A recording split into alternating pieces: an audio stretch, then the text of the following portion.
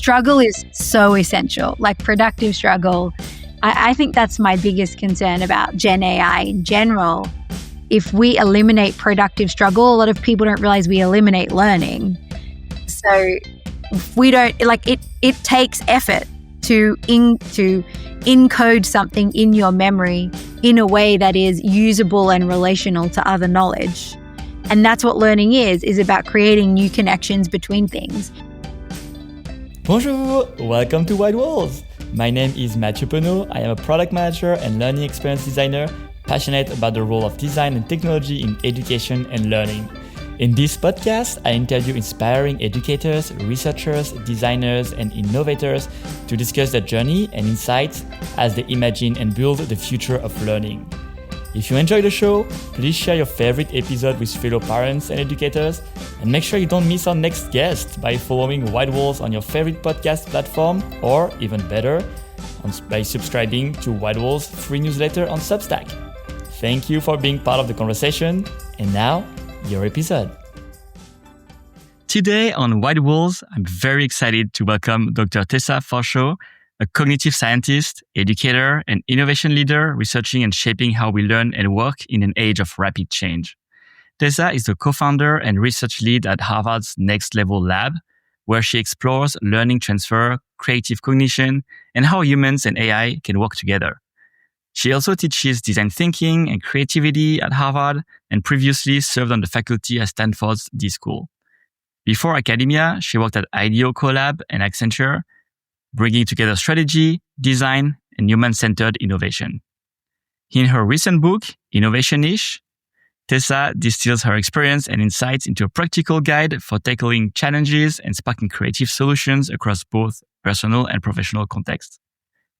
In this episode, we'll dive into Tessa's vision for the future of learning and innovation, exploring how individuals, teams, and organizations can thrive in a rapidly changing world. Tessa, thank you so much for joining us. Welcome to White Walls. Of course. Thank you so much for having me. It's such a pleasure to be here. Yeah, I'm very excited for this conversation. And we'll start by some rapid fire questions.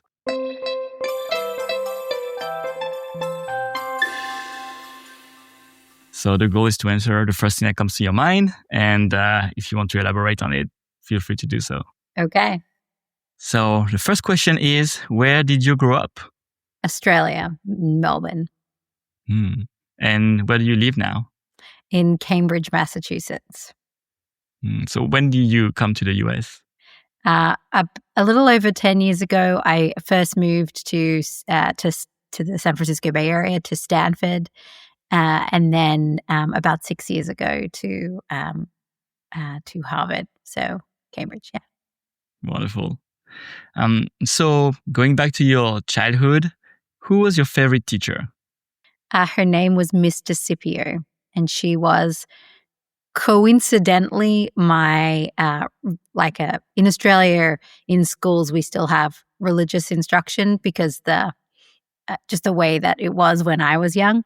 And she was a religion teacher, but she was not so much teaching us about religion, but about understanding our own personal values and identity and how we intersected in the world with other people, and honoring humans and their experiences. And it's her that made me interested in the study of like society and cultures and things like that.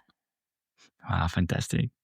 And what is one thing that all kids should learn at school? I think all kids need to learn how to sit with and be comfortable in ambiguity. And what is one thing that all adults should learn at work? How to sit with and be comfortable in ambiguity. I think becoming the biggest thing we need to crack as a society. And who do you think between adults and children is more equipped or more able to do that? Yeah, that's a great question. So I think kids early on, and then I would say that around that sort of preteen developmental period and into the teenage years, they become the worst, and then they get a little bit better in adulthood. But I definitely think my 5 or 6 year old is much better at navigating ambiguity than nearly any adult I know. Great. So your work focuses on innovation. I was wondering, what is the latest innovation that inspired you The or latest. surprised you? Oh, yeah. That's such a fun question because I hear about so many all the time.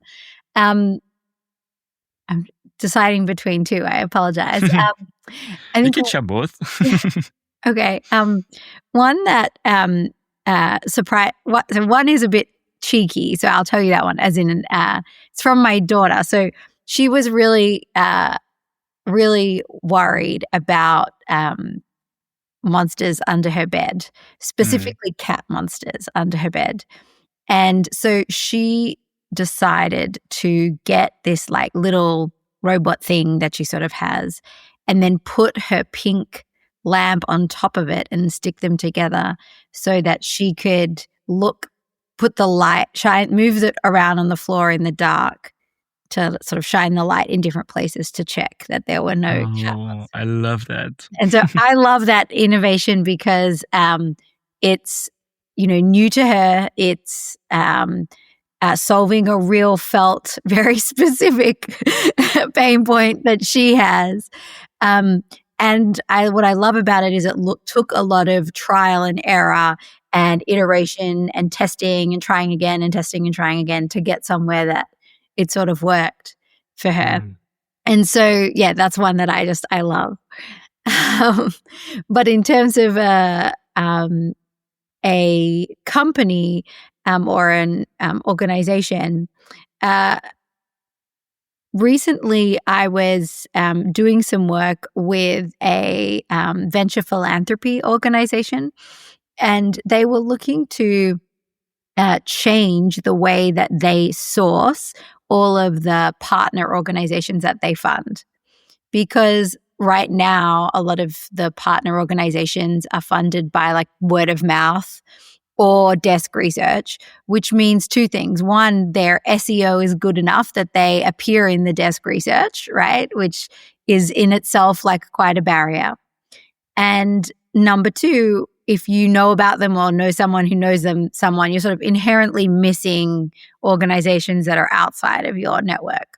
So it's not a particularly equitable practice, and they're probably missing a lot of very impactful organizations who maybe don't invest in presence or network or don't use fancy language to describe themselves. So what I thought was really fascinating about this problem was that, that's not a typical innovation problem. It's like, how do we make this more equitable and accessible and expand the reach? And yet they took an innovation design approach to solve the problem.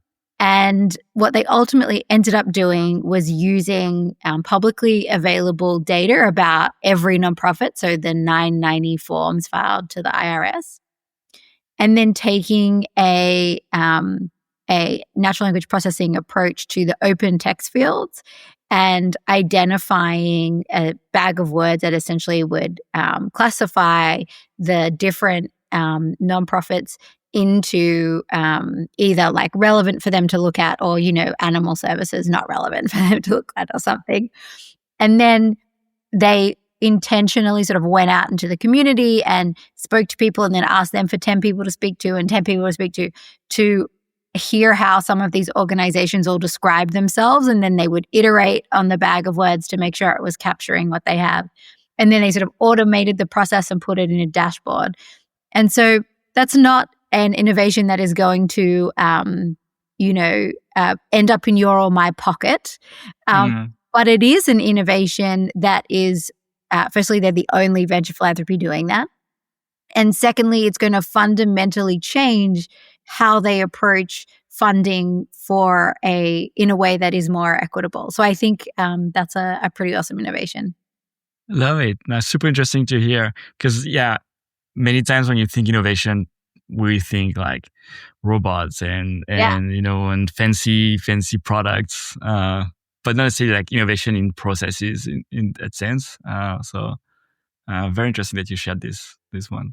We, my co-author and I actually did a survey of a general population of the US representative sample for working adults. And we did it twice. just to validate the results a second time as well. And what was really interesting is one of the things we asked in the survey was, who do you think is an innovator? We didn't say give us a name. We didn't say, who is the most famous innovator. We said, who do you think is an innovator? And it blew my mind because nearly 90% of respondents responded with one of 5 names, which is kind of shocking. They all said like Steve Jobs, Elon Musk, Mark Zuckerberg, Edison, and Einstein. And interesting. So to your point, if we always think of innovations as these grand ideas, I think that also means that we often always think of innovators as the people who we perceive to be the solo genius behind those ideas, when in reality, every single one of them had a huge team supporting them. And every single one of them went through lots of incremental innovations to even get to the big thing. So there's a real mythology around innovation that I hope we can break through. So interesting. Yeah, I would have definitely thought of like the first 4. Maybe not Einstein as an innovator. That's interesting. Yeah. I would have thought of James Dyson. yeah, that's a good one. And Richard Branson. If it had been in Europe, I wonder if we would have those two. Yeah, I think very culturally. Yeah. So interesting. Another question I had is, so you just co-wrote the book Innovation-ish. Mm-hmm. Do you do a pause? Like, do you say innovation-ish or innovation-ish? That's a good question. It started as a little bit of a joke, as like innovation-ish. The idea behind it was we had an interaction, my co-author and I, with a student who was really struggling with this sort of imposter syndrome around innovation and didn't see how they could be an innovator. They were very different than the 5 men I just described. Their ideas were not at all focused on those kinds of things. They were much more about like community-oriented innovation in their exact field. And they had no idea like how to do that. And so I sort of said to them, well, maybe it's not about doing innovation today. Maybe it's just about being a little bit more innovation-ish. And she was like, yeah, I can do that. I can like kind of sort of do innovation. Definitely. And that made us sort of laugh and reflect on the fact that so many of our students have that imposter syndrome and that sense of like, I'm not enough. I'm not creative. I'm not Mark Zuckerberg. I'm not Elon Musk. And so they want to learn because they're opting into the classes that I've taught at Stanford and at Harvard that are on this topic. So they clearly want to do it, but yet they still had this barrier. And so the ish was sort of a way to invite everybody in. I love it. And what was the most challenging part of writing this book? I think my co-author and I have been co-teaching for 8 years. And even when you have such a deep shared mental model of your course, there were moments where the book elicited for us, like the writing of it, made it clear that for a particular concept, we were both talking about a 4-sided shape, with straight lines and right angles. But he was talking about a rectangle and I was talking about a square. And we didn't know that until those moments. And so I think the hardest thing was not facing them. The hardest thing was like, I don't think either of us expected them because we had co-taught for so long, if that makes sense. So that sort of took us by surprise. And then we got in a groove and we ultimately trusted each other to the point that if one of us held something really strongly, but the other one wasn't on board, that meant it wasn't the right thing yet. And we kind of used that as a mantra for like, it doesn't have to be your thing. It doesn't have to be my thing. But if we're not in agreement, we haven't found the thing yet. And so we use that as a mantra. And sometimes we would just remind ourselves of that intentionally. And that was really helpful. It's not about compromising. It's about, that's not ready yet. And we need to find that. exactly. arguments. And just trusting that, like, because we also come from really different disciplines. Like Rich is a very accomplished businessman and a software engineer by training. And he taught improv for like 15 years as well. And has been a long time teacher at both the Stanford Business School and the Stanford d.school. And I'm obviously a cognitive scientist in my sort of discipline, and come from a world of consulting and learning, and so we have a lot of oversect and a lot of shared beliefs, but we also sometimes see things differently because of our backgrounds, which is our biggest asset. But it does just mean that like sometimes we had to work through that. And I'm curious, so what's your method when you have that disagreement, because it's rooted in things that you strongly believe in? Like, what's the method for you to like go through that? Yeah.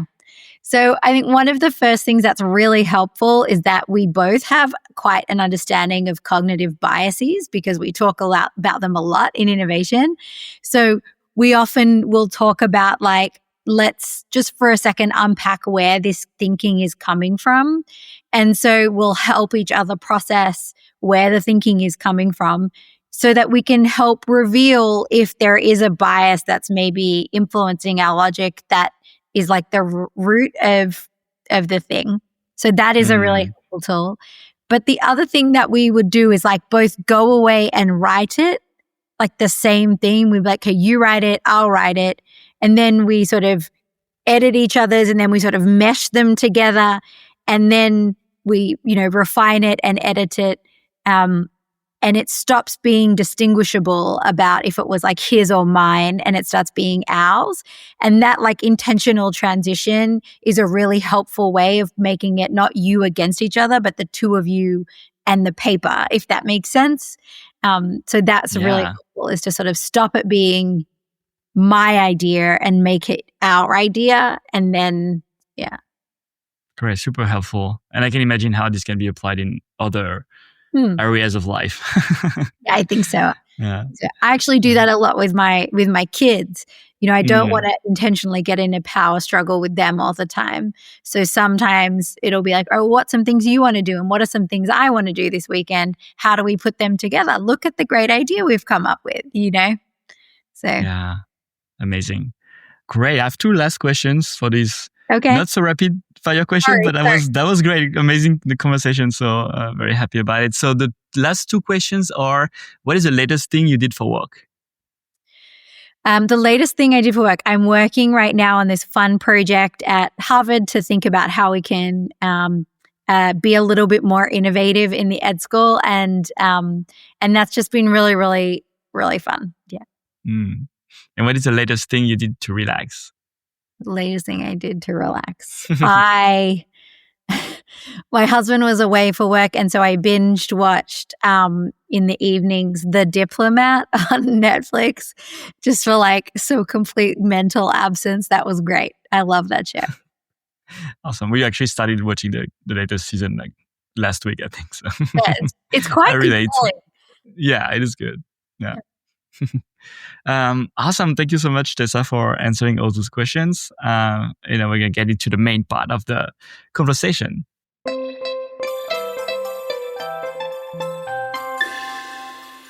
And my first question is always, how do you feel when you reflect on your whole journey from where you started to where you are now? So I think I mentioned I had that teacher, Miss DeCipio, who really influenced my interest in like the study of people and difference and society and culture. And so I started my undergraduate degree studying like in Australia, we often, the degrees work a little bit differently. So you sort of are associated with two disciplines. So I was doing a joint degree in business, in commerce, and in pure science. And after about 6 months, I was like, why am I doing this? Like, this is not what I love. And I accidentally sat in a class run by a professor named Alistair Grieg that was like Sociology 101. And And he's an incredible teacher. But also I just realized I was in the wrong room in the second semester. And then I never left the room. I just sat there for the whole class. And that was the sign for me that like, I need to do this. And so after one class, I went to him and I was like, how do I change my degree to this? And I did. And I loved it. And so I think, that belief and interest in humans first is something that I've always really held quite tightly. So even though, as you saw, I had an interest in business and science, ultimately the people were more interesting. And then as I moved in my career through Accenture and through IDEO CoLab, I think what really drew me in to both of those organizations was working in the human-centered design and design thinking space and the exploration and study of people. And through that, I started doing some work in learning. And what really struck me was in learning, you think it's an inherently person discipline, but actually a lot of corporate learning is very focused on materials. It's very focused on content creation, and it's not really focused at all on people. And it kind of was fascinating that you would hear people talk about learning and they would talk about it like the inputs, like the material or the course or the simulation application or the multimodal. But that was really at odds for me in my view of the human first, because to me, learning was the thing that the human did, what I now would describe as the inherently neurobiological process of learning, not the input, right? So I went to Stanford to study learning, and ultimately then joined the d.school and was very focused and interested in how it is that people learn to the design and creative skills that they need to thrive in the world. Because even 10 years ago, and I still hold this as very tightly true today, the skills inherent in design and creativity, like navigating ambiguity, like reasoning between sameness and difference, like learning from others, like all of these kinds of skills are inherently the skills that we need to thrive in the future that we're facing, that is rapid and uncertain and constantly changing and constantly evolving. Like we're not going to hit stasis again. And so I think that's sort of the through line for me is just honoring the human, whether that be in their lived experiences or also like the human and their mind and what happens inside a person as a really important consideration in how we design. Yeah, that's very interesting because in this podcast, we talked about a lot of different aspects of learning, like creative learning, emotional learning, like learning at school, but not much about corporate learning. Yeah. And it feels somehow like sometimes a little different, like a different field of learning. But when you talk about it that way, it's not like it's really the same thing, just in a different setting or context. Yeah, I often joke that like humans don't turn 18 and go to work and like stop having a brain that works in the same way. Like, like I think if there's this hilarious idea that like, and even a lot of literature that's about that where we draw inference on learning for children, the studies are done on like college-age students or adults, right? And so it's actually very applicable, the research, and we need to study how adults learn because especially today, like lifelong learning is like essential. You're never going to need to stop learning in a way that maybe you could have survived without learning something new 100 years ago. Yeah, for sure. And so one thing you study in terms of like learning, so learning about how people learn, is learning about how you're able to transfer the things you learn from one area to another. And that's kind of like the gold standard in education in general, is being able to transfer knowledge. And so I wonder like why is it something that is so difficult to see? If it's the gold standard, it's also because that's hard to do. And how can we get better at it? This is my most favorite topic in the world. So So I think learning transfer is fascinating. And to understand it, you really have to go back about 120 years to Thorndike, and who was an academic who first tried to study it. And he had a theory that was called the theory of common elements. And the theory was that if you learnt something in one setting, if the new setting had common elements, you could apply it. And I don't disagree with that theory. But how it was tested, I think, was disastrous. And it set us on this track of spending 100 years of thinking transfer was hard and elusive and nowhere. So the way that you would study it is you would have somebody come into a session and you would teach them something. So firstly, you have to be they have to be receiving good instruction, but that wasn't controlled for. So you have to learn something. Then less than an hour later, they would be given a task that had common elements, and they would have to complete the task in the context of what they had just learned, but without being told that, right? So that also assumes that you can learn something and encode it and make it usable in an hour. That's not that likely, right? And secondly, it makes the assumption that when you look at the new task, without being instructed to do so, you are going to draw upon what you just maybe learned an hour ago instead of your entire lifetime of knowledge, skills, and abilities that you could use to complete that task then and there, right? And so if you got the task right, or you finished it, but you didn't do it with the elements from the previous task, they would pass that as a transfer fail. So they wouldn't say that transfer happened in that instance. And so that is how we studied it for a century. We decided that, transfer was a measure of, I learned a thing here, I'm going to test if we apply it there on a transfer task.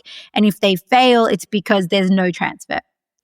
So then all of these books started appearing in the 70s that were like, transfer on trial, is it real? Transfer, the elusive element of education. But if you talk to any educator or even any person, I think they will be able to tell you stories of other people or themselves approaching a novel problem and being able to finish the novel problem or take on the novel problem, or at the very least start the novel problem based on something in their existing knowledge, skills, and abilities to be able to complete it. And the fact that they can do that, that means that they're transferring learning from somewhere. Might be formal, it might be informal, but that's what they're doing. They're bringing skills forward that they already have to approach a novel problem. Yeah.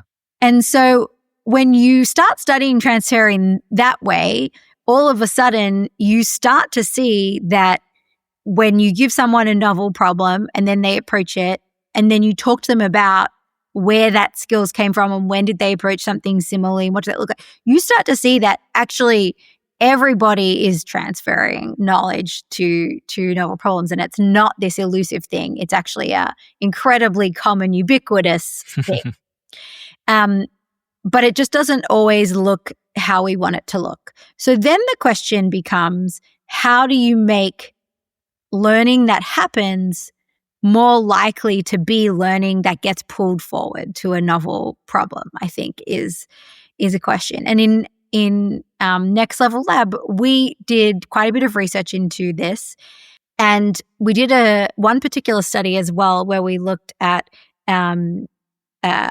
people who do jobs that are rapidly different all the time.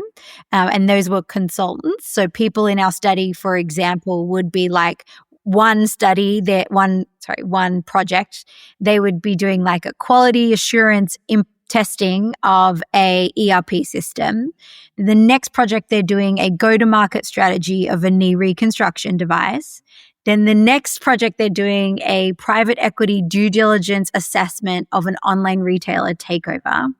And then the next project, they're doing a call center operations optimization. Like those are different jobs, and yet one person is doing them without training. So we looked at how is that happening and what happens. And we found that there were a series of features of the environment. So things like the environments had explicit expectation that you needed to transfer knowledge. They also had infrastructure to support that, like infrastructure for storing and classifying all the existing deliverables and things that you've done in the past so that you could find things that could be relevant and bring them forward. We also found that the individuals had a lot of individual practices that they did. So they would they would do this thing where often they would start a new study and they would try to get like a rapid sense of the landscape so that they could then reason sort of between sameness and difference and understand like, how is this similar or different to something I've approached before? Where are things that I can transfer?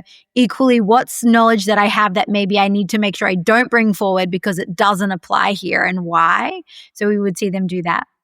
But the thing that surprised us the most as researchers was actually how important the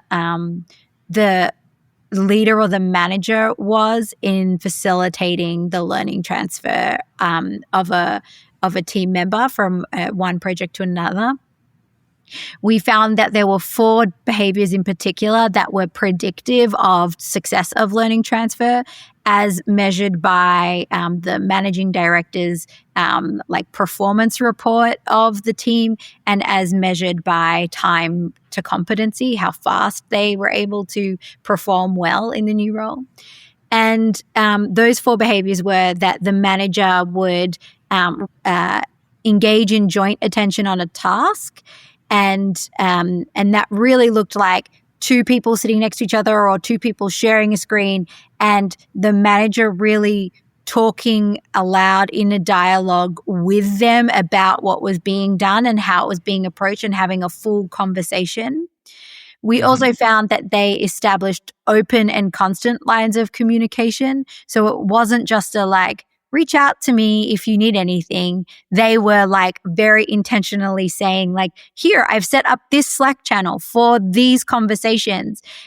Some questions that like others have asked me are like this, I'm available to respond all the time. And then they would also check back in, like the manager would check in the Slack to say, hey, just wondering if there were any questions yet. So they were like establishing them. But then the 2 most interesting ones, I think, were they would bring forward multiple examples of the end product that they needed, not just one. Because what that would do is the learner would look at the different examples, and the different examples would cue different things for the learner. And so they would bring forward lots of different things based on the different examples that they saw. But it also signaled to them that there wasn't one right outcome. And so it signaled that you can bring forward things and mesh them together and kind of do it in your own approach, not disregard everything you have and follow a template. So that was one thing. And then the last one is that the managers would intentionally draw on their subordinates' past experience and tell them how it could apply. So they would say things like, oh, what you did on that project, that is really similar to this in this way. Here are the things that, are a similar kind of approach. But this element of it was a little bit different. But that's actually quite similar to, you said that you did a study that was on a strategic plan. Well, this is kind of involves a bit of strategic planning in this part. And so they would do that with the learner, signaling to them that they expected that and sort of starting to pull the threads forward. Yeah, that's so interesting. So that requires also the manager to be very aware and pay attention to, what the employees are like working on, so that they're able to bring those experiences in. So like it requires like that. I feel like communication thing is like does it feel like a long-term value? Because at the beginning, if you don't know yet who you're working with, it's maybe a little harder to bring in those like past experiences, but you kind of build that over time. Well, these folks often only work with each other for like 6 weeks. So they so that it's not like they have long-term relationships. It's just that they know to look for that, and they have the CV of the person, or like the project history of the person they're working with, and all of that. But I think you're right. Like, something that strikes me is like, this is not the answer people want, because it actually says to us that there is more responsibility on the teacher and the manager in these kinds of environments than there is on the learner. And the learner's behaviors are, of course, important, but they were not predictive at all. There was no statistically significant effect. And so I think, take that with a grain of salt, because there's an element of which I think all of the people in this study maybe already did enough of the behaviors to a critical mass because they were like elite consultants. But so maybe we just didn't see signal between the difference. But what I'm trying to say is, in a world where we're seeing headlines that are like, we're firing all our middle managers and one AI can manage 20 employees, and we're seeing all, actually, like, I think we're really hurting ourselves, because it really looks to me that the way that we crack this, like, how do we make sure that people are able to transfer what they learn from one context to another one? I think the answer to that is through the deliberate effort of more experienced others.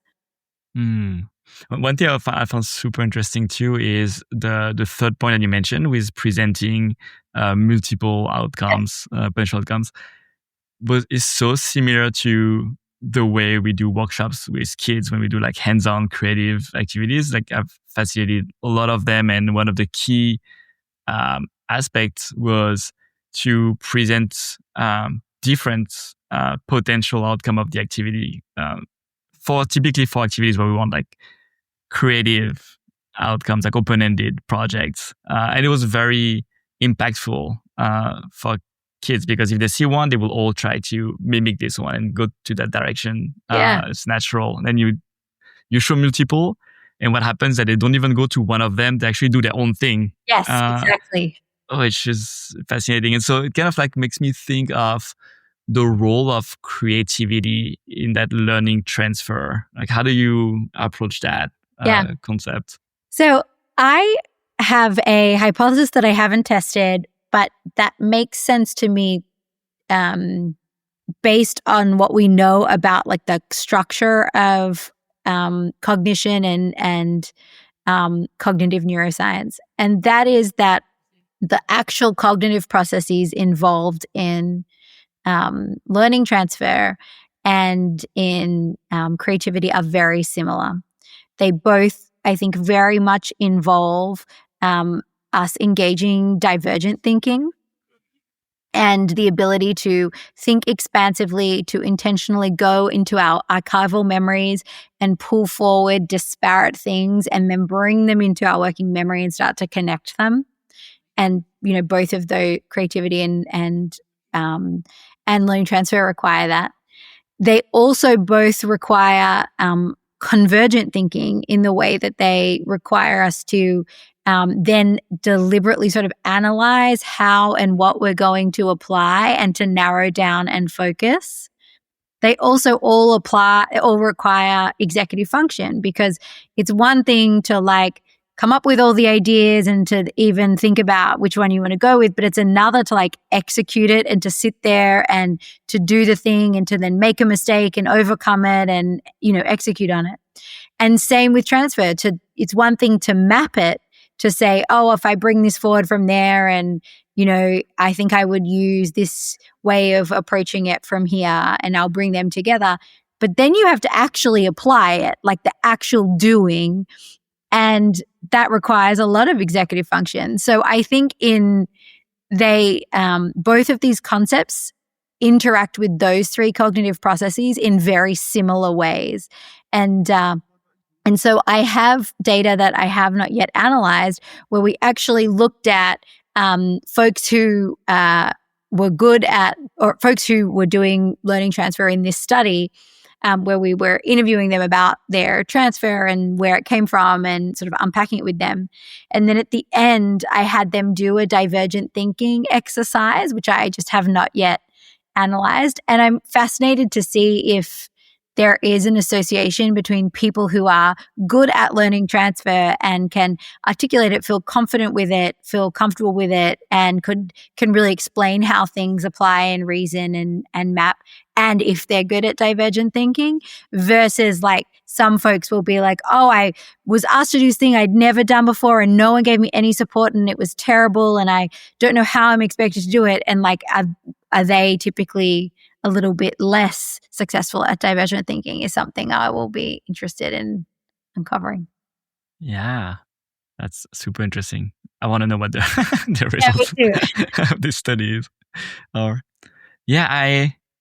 somehow I'm kind of coming back because we kind of mentioned AI and like didn't really go into it, but I think there's a lot of questions here about the first thing that comes to mind right now isn't AI the best tool for learning transfer in the way that you can say, can you apply this concept to this setting and have some like interesting answers from it? Yeah. So, I mean, it's a really good question. And I think that my answer to it is unsatisfying. It's yes and no. And so let me explain that to you. So I'm going to start with the no. What am I worried about and why don't I think that would necessarily work? I think 4 reasons. One is, I think it gives you an illusion of competence often. So it makes you think that like you can do things that you don't necessarily know that you can. It makes you think things are simpler than they are. It lacks like context and nuance, and it gives you this like illusion of competence. And so I think if you just say like, I have these skills and this is the task, how can I do it? It'll just be like, yeah, you're really good at that. Here you go. And you're going to get this illusion that you're like very competent at the new thing. And you might be, but you might not be. But you're going to go into it with a sense of competence, not a sense of like exploration and finding. So that's the first thing that I think worries me a lot. The second thing that worries me a lot is that I think, which is sort of related, so maybe these aren't as messy as I think they are in my head, but is that you have really, like AI has very shallow cognitive schemas.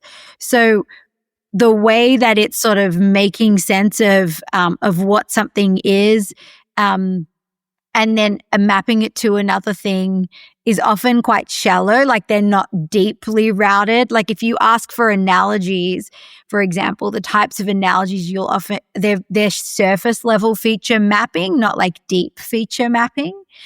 And that worries me because I think first, if it's providing us with the shallow cognitive schemas, that's kind of concerning. But then second, that means that like we're outsourcing to the AI to create the cognitive schema and it's doing it in a superficial way.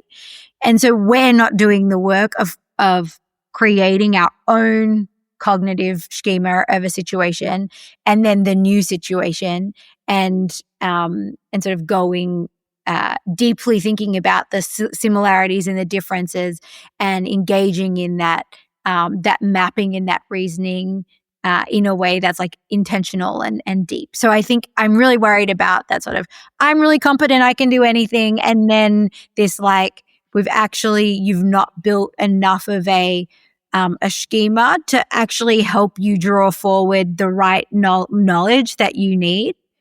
The third thing that I'm quite worried about is by outsourcing it to an AI, we're offloading the work, but we're also offloading the metacognition, which I think is a really essential component of learning transfer, is the like, when have I approached this before? How did that work for me? How didn't that work for me? What would I do different next time? I noticed that I'm in the middle of this and I'm feeling really triggered by the activity. I wonder why that is. Is there a different way that I could approach it? Like, that kind of thinking about your thinking, you need to be doing the thinking to think about your thinking. So like that sort of really worries me. And then the last thing that I think worries me is early on in the skills conversation, like that we've been having since about 2012, there were companies that had the idea of like skills as currency and taking all of a person's skills and then mapping them to a new job and saying, go do that job. And what we saw is that didn't work. And the reason that didn't work is because it neglected a person's intrinsic motivation, a person's sense of identity, and a person's like sense of agency and choice and self-efficacy. And so if we have an agent that just says like, your skills from here can map there, go do the task in this way, I'm worried that we would see similar impacts where we're taking their unique identity and way of doing things out of the equation. We're taking out their sense of agency and ability to make choices and execute and pivot and, be successful. And as we're implementing a sense of like they're dependent on this tool that they don't like, very much, and feel depleted and unagentive, and like their identity. I know what the opposite of unagentive is, so I've made that up. But like, do you get what I mean? So they're my concerns. Yeah. Why do I think it's helpful? I think one thing that with brainstorming, so again, that similarity between transfer and creativity. With brainstorming, Gen AI is really helpful at getting you started. It actually is pretty helpful at getting you about 20 to 30 semi non-obvious ideas, but generally in the research we're seeing ideas that most humans would have come up with within about 10 minutes anyway. But it helps you get started. And what that does is it can help you start to see, what we talked about before, the multiple examples. So if you're stuck in being, like I hear this from teachers a lot, I'm a teacher. The only thing I can be is a teacher. I want to leave teaching. It's really stressful right now. Like some of my core beliefs are not aligned with my school district, but I don't know what to do. Teachers have mad skill sets. Like they are so good and so applicable. Like I would love to see a teacher as the president of the country. Like, I'm with you. Yeah, I'm not kidding. And so if you are in a frame where you're like, I can only see how my skills do one thing, I think generative AI can be really helpful in helping you start the process of expansive framing and disembedding. What we need to do is, though, just leave it there and not like have it at the start, but not use it as a rule book or a playbook that you have to follow through on and execute on. Does that make sense? But as a way of giving multiple possible futures to help us shift into that, engage that default mode network and shift into that status of expansive thinking. Yeah. So then, you have that opportunity to actually go through that. Also struggle, right? That you need to go through so that you also learn from the task that you're working on. Yeah. Struggle is so essential, like productive struggle. I think that's my biggest concern about Gen AI in general is if we eliminate productive struggle, a lot of people don't realize we eliminate learning. Mm-hmm. So if we don't, like it takes effort to encode something in your memory in a way that is usable and relational to other knowledge. And that's what learning is about creating new connections between things.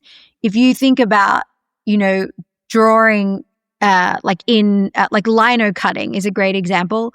If you have two different dots on the lino and you need to connect them, it's not like super easy, but it takes a little bit of intentional effort to pull away the top level of the lino and to come into connection between them.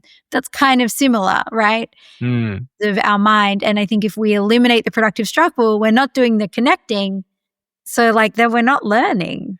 Yeah. And it becomes a vicious circle because the brain is smart in a way that once it knows that it doesn't have to do that much effort, it's going to look for that less effort. And it's going to be harder and harder to get to that productive struggle kind of state in a way. Yeah. I feel like super interesting. This is making me think of free energy theory. Like the brain is always going to do everything it can to optimize. Yeah. Yeah, exactly. Yeah, so I want to talk about innovation as well, because that's the topic also of your book. I mean, learning transfer is, I'm sure, part of it too. But there are also in your book, Innovation-ish, there is three concepts that you break innovation into, which is mindset, moves, and metacognition. And I was intrigued. I went to learn more about why these three concepts and what they mean. Yeah, sure.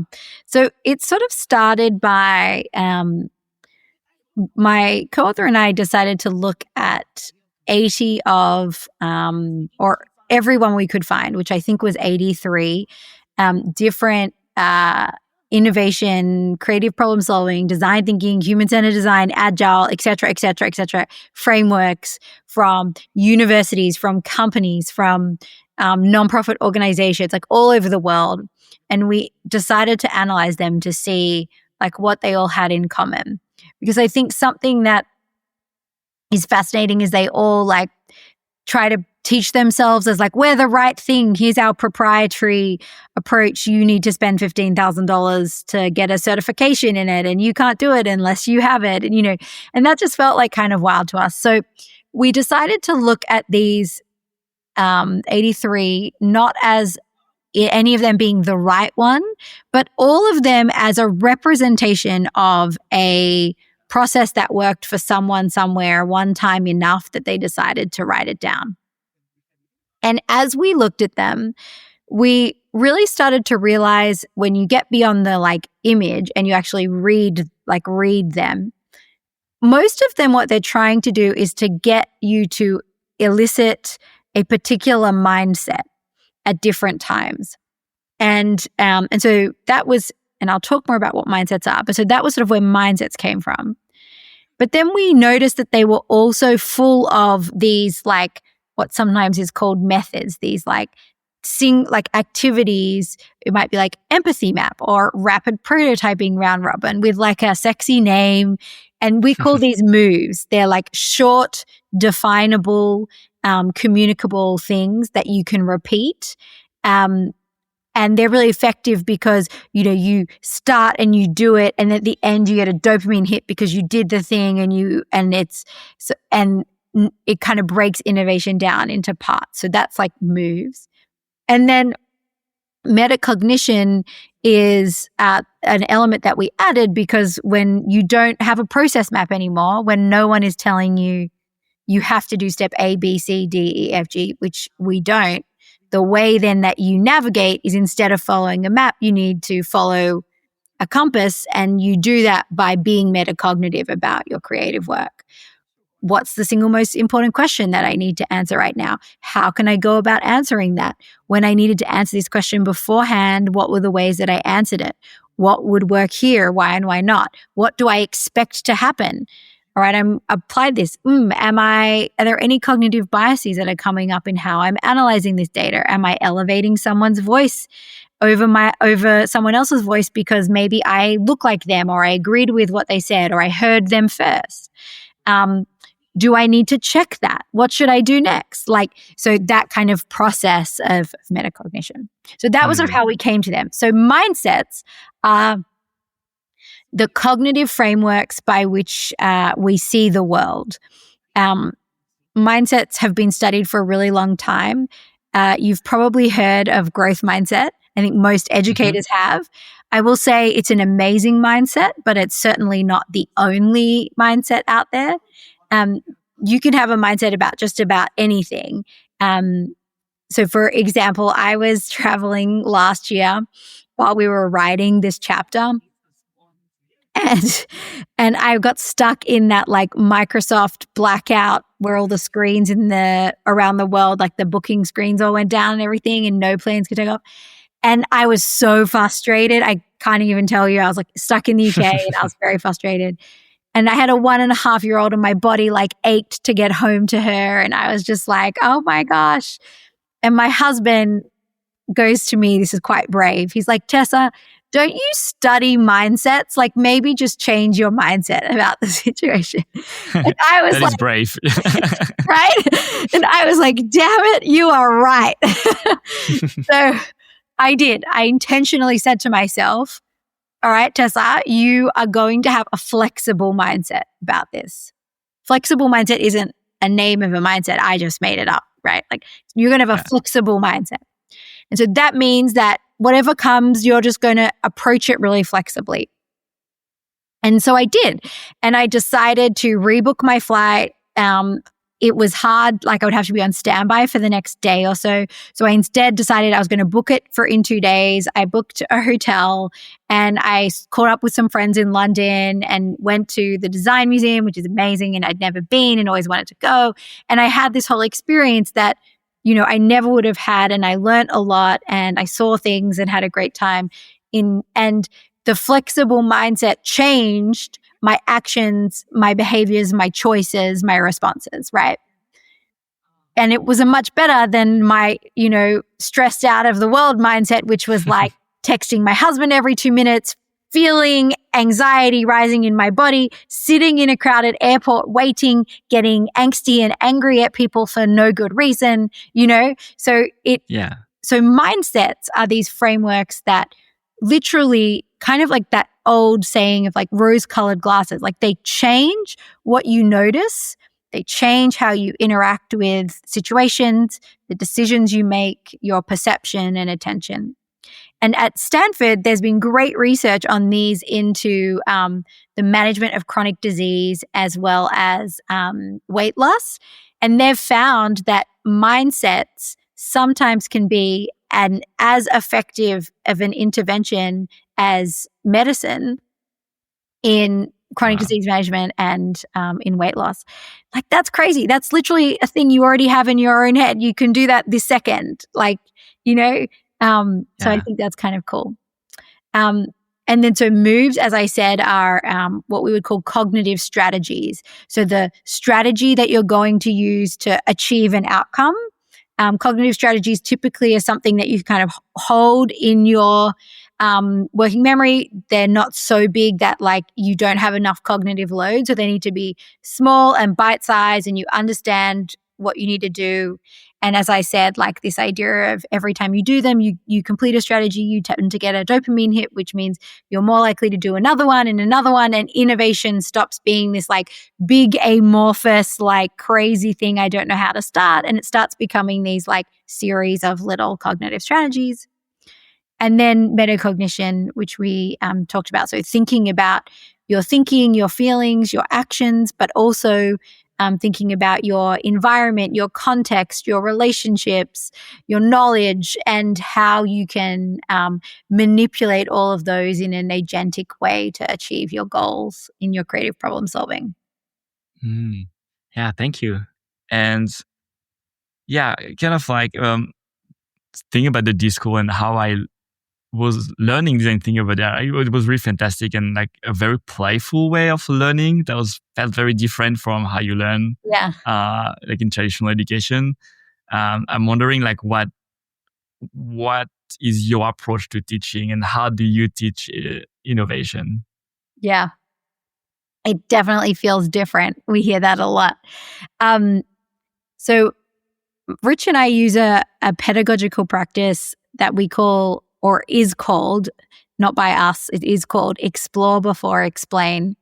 And it's most kind of popularized by NASA, but its origins come more from like Jerome Bruner and that kind of history in cognitive science. And the idea is that you explore, you enter yourself into, or a learner into a space that teacher is containing, and the teacher is very intentional here, right?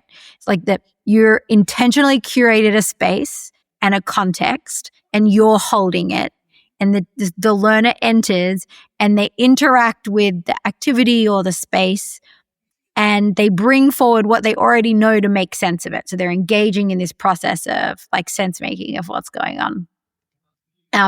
And you're not telling them what's going on. You're letting them explore and bring in what they already know to help them make sense of it. And that's essential because when you do that, when you let learners bring forward what they already know into the room, it means that, and just to preface that, you can't tell them to bring forward specific things. Like, it doesn't work like that. Like, some people are like, bring forward what we learned last week. Like, it doesn't work like that. What happens is the environment and the context and the discussion will cue different things for them. And it kind of doesn't matter a whole lot, like, what they're bringing forward and what they're using to make sense of, because every person is different, and like every person has different things and experiences and learning and knowledge to bring forward. So you have them bring forward what they know, and then you let them connect the things that they're learning to that knowledge. So remember, we talked about learning is literally connections between, two pieces of knowledge in the brain, or it's new connections, instead of learning being new set. Like, a lot of people think learning is like new cells or new neurons, but it's not. Connections between existing ones. So we're helping that. And then you explain, once you get to kind of a point of that like optimal ambiguity, you start to say, all right, what we have just done as we had to go in here was think about all of the different ways that we already solve problems, by tackling this challenge by yourself for 10 minutes. What were some of the ways that you went about it? And then students will start to say like, oh, I started with wanting to define the problem. I started by coming up with a process of how I best solve problems to users. I started by talking to other people to hear what they thought about the problem. You could say, great, those are all really helpful ways and tools of using problem solving. And so what we were doing, what we're going to do now is X, Y, and Z. So you're like exploring something, and then you're explaining it and making sense of it. Then you're exploring again, and then you're explaining it and making sense of it. And so that's the pedagogical structure that we use to teach creativity and innovation for a few reasons, but the most important of which, I think, is that real creativity and innovation and design work requires you to exist and thrive in ambiguity. And I know it can be oversaid in design communities, but it actually can't be underestimated enough. And if I don't also teach you to be able to do creativity, design, and innovation in ambiguity in my class that I am controlling, right, and it's safe, how on earth am I supposed to get you to do it out in the real world? Do you know what I mean? So that's why we approach it that way. Very nice. And it's interesting because it puts you also in that ambiguous spot too as a teacher, because you're not sure. You don't know what they're going to bring forward. So very interesting. In the pandemic, it was really hard because students had so much ambiguity in their lives that then coming into our class, they were like ambiguity maxed out. And that was like the hardest year I have ever had teaching creativity and innovation was when my intentional ambiguity in my class was like sending my students over the edge because they had so much ambiguity in their lives. So I will say that it's a risky, it's not risky approach. It just requires a lot from an educator.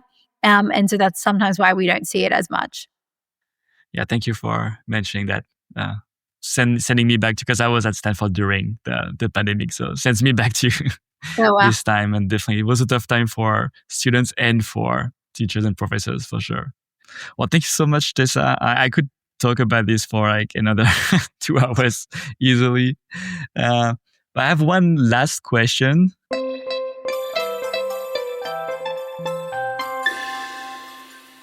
If you could design a school around one thing, what would it be and why? Love of learning, I think. I feel like if a school can teach their young people to love learning, then everything else will be okay. Maybe that is really idealistic, but I inherently believe that. I think if you love learning and you love the process of that means you love acquiring new knowledge. That means you have curiosity. That means that you're okay with not knowing something and going and going and going and going until you figure it out, and trying. It means you're okay with failing. It means you're okay with it means you have a growth mindset. So like, I think if we can really instill a love of learning in young people today, we will start to have a generation that are a little bit more resilient to the ongoing learning that the future will require of them. Love it. Perfect. Thank you so much. Where can people find more information about you and your work? Sure. They're very welcome to find me on LinkedIn. I'm just Tessa Forshaw on LinkedIn. And also at the Next Level Lab, if they're interested in finding out more about our work at Harvard, you can find our website at from the Harvard Graduate School of Education page from the Next Level Lab. And Innovationish, my colleague Rich, and my book is also available on Amazon or Barnes & Nobles or Target or really anywhere books are sold. And we have a website as well, www.innovationish.com. Fantastic. I'll put all the links in the description so people can find it easily. Great. Thank you. All right. Thank you so much, Tessa. Appreciate you.